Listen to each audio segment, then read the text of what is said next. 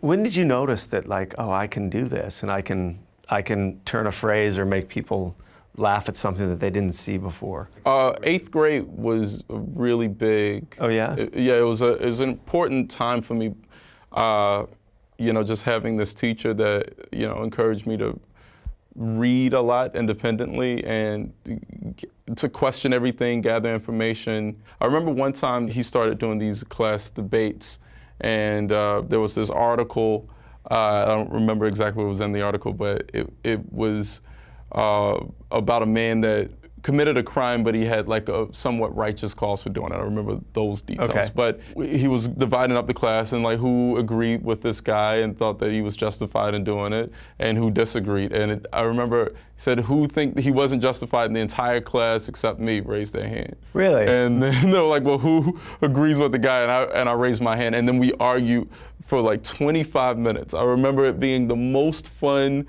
time I'd ever had in class, ever had in school.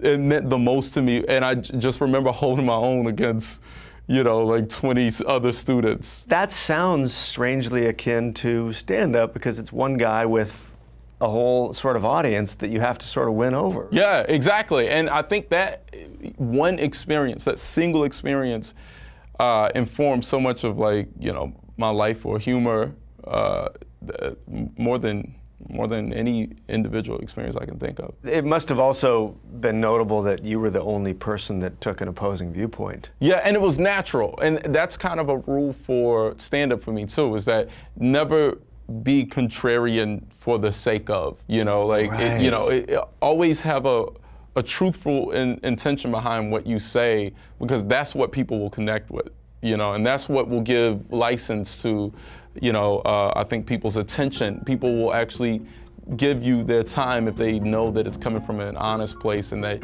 it's really a thought or an emotion that you want to work out. I think that people respond to that.